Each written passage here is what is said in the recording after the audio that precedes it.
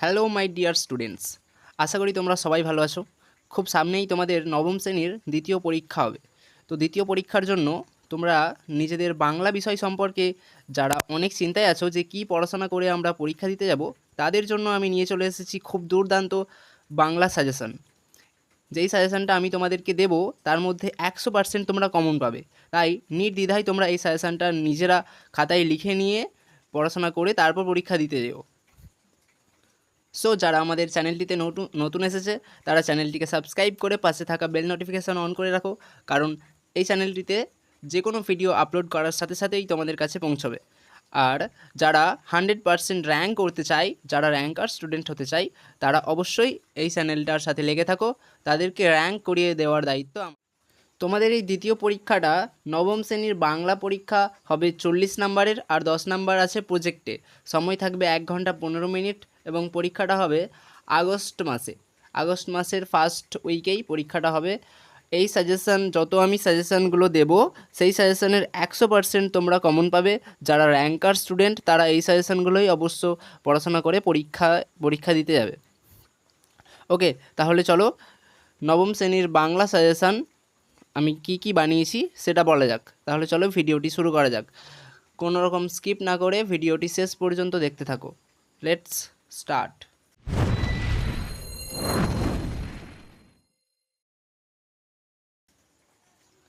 দেখো, তোমাদের প্রথমে 1-এর দাগে থাকবে এমসিকিউ, অর্থাৎ সঠিক উত্তরটি বেছে নিয়ে লেখো।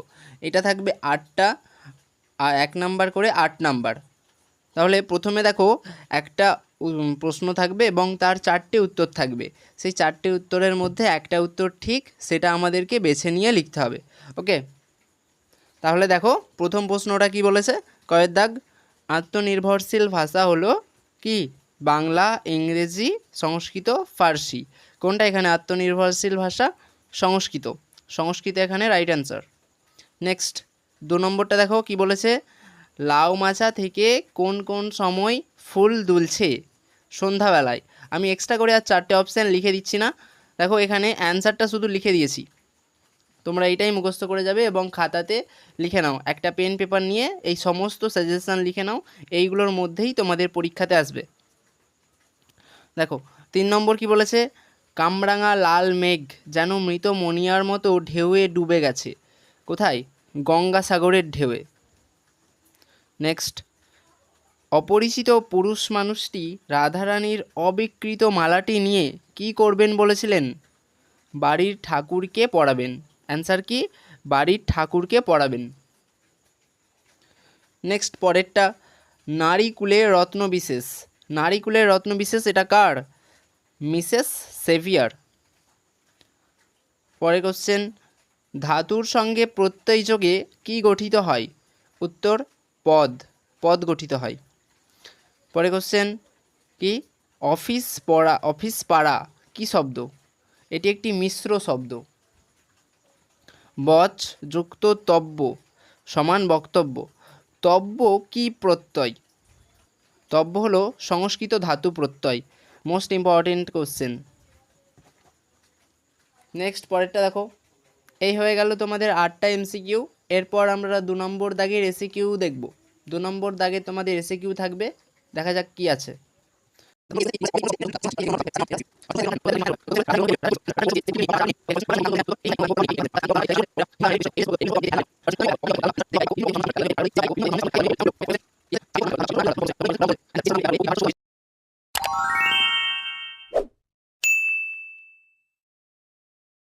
পরে তাকে সাপেক্ষ সর্বনাম বলে, যেমন যিনি, তিনি।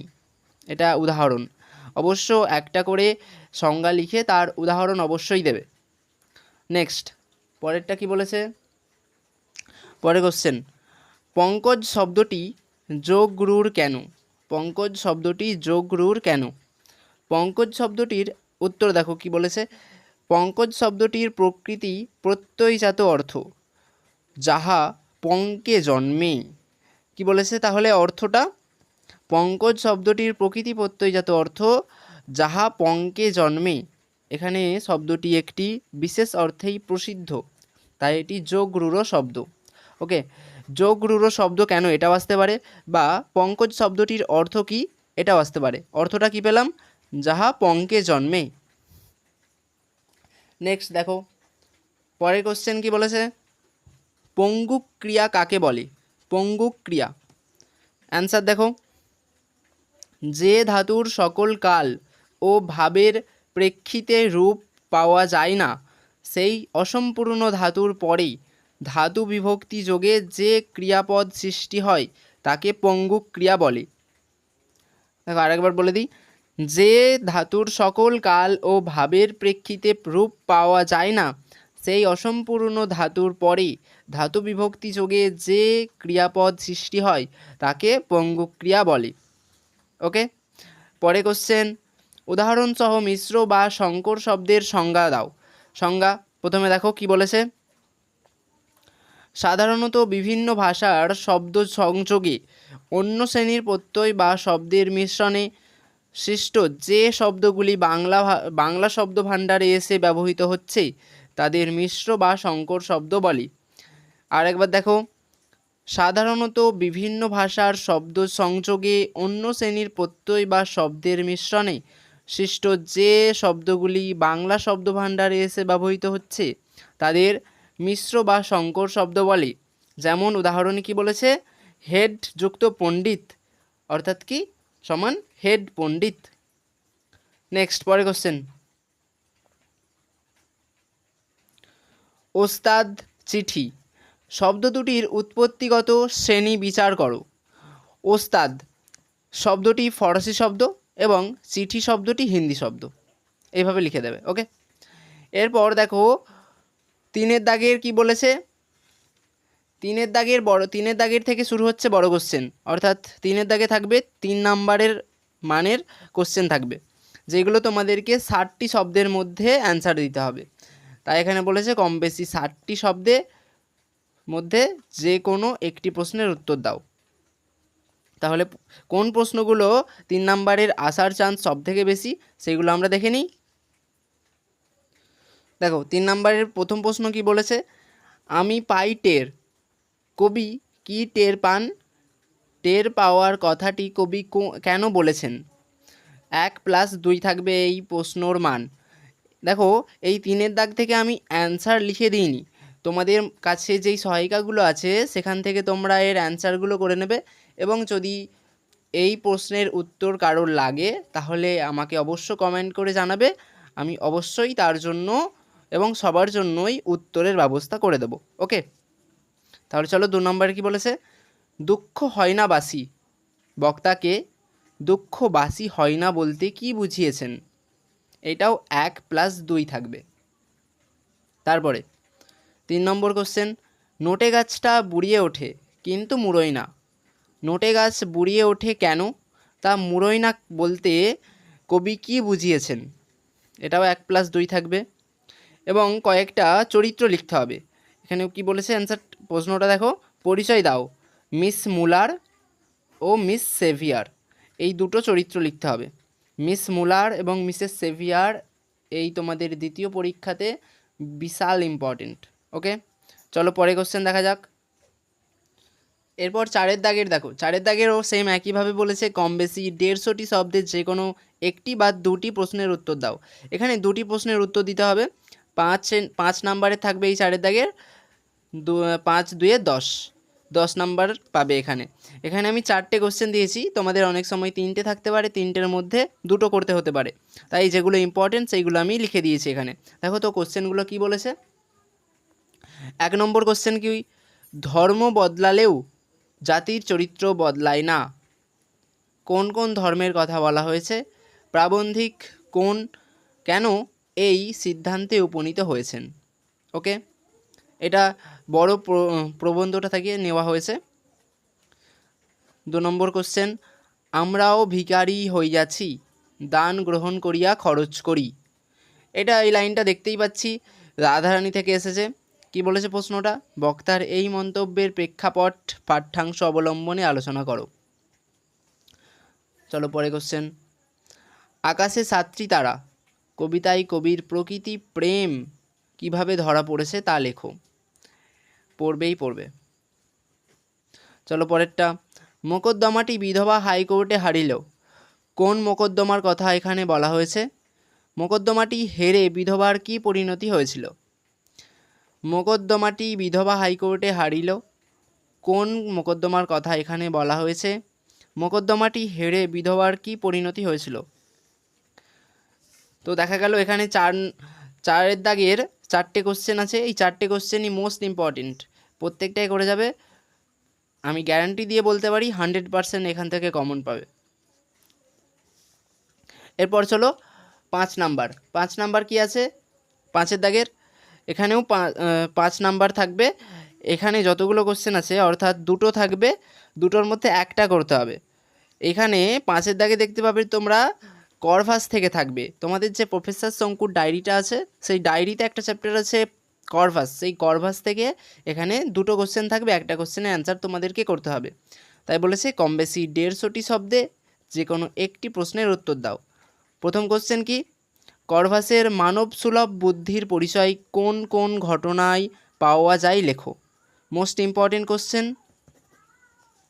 2 নম্বর, ম্যানিফাউল ও গ্রিব নামের পাখি সম্পর্কে আমরা করভাস গল্পে কি কি তথ্য পাই? কি? ম্যানিফাউল ও গ্রিব নামের পাখি সম্পর্কে আমরা করভাস গল্পে কি কি তথ্য পাই? এরপর দেখো 6 নম্বরে আছে তোমাদের প্রশ্নের খেলা শেষ। এরপর আসবে ভাবার্থ এবং শেষে সারাংশ। যে কোনো একটি প্রশ্নের উত্তর দাও। যে কোনো একটি প্রশ্নের উত্তর দাও। এখানে থাকবে ভাবার্থ আর সারাংশ থাকবে। প্রথমে আমি ভাবার্থটা বলে দিই। এখানে এই ভাবার্থ বা সারাংশের মধ্যে যে কোনো একটা করতে হবে। প্রথমে ভাবার্থ থাকবে, এরপরে সারাংশ থাকবে। এই দুটোর মধ্যে যে কোনো একটা করলেই তোমরা এখানে 5 নাম্বার পেয়ে যাবে। আচ্ছা, মোস্ট ইম্পর্টেন্ট ভাবার্থ এটা কি বলেছে দেখো। বহুদিন ধরে, বহু কোষ দূরে, বহু ব্যয় করি, বহু দেশ ঘুরে, দেখিতে গিয়াছি পর্বতমালা, দেখিতে গিয়াছি সিন্ধু, দেখা হয় নাই চক্ষু মেলিয়া, ঘর হতে শুধু 2 পা ফেলিয়া, একটি ধানের শীষের উপর একটি শিশির বিন্দু।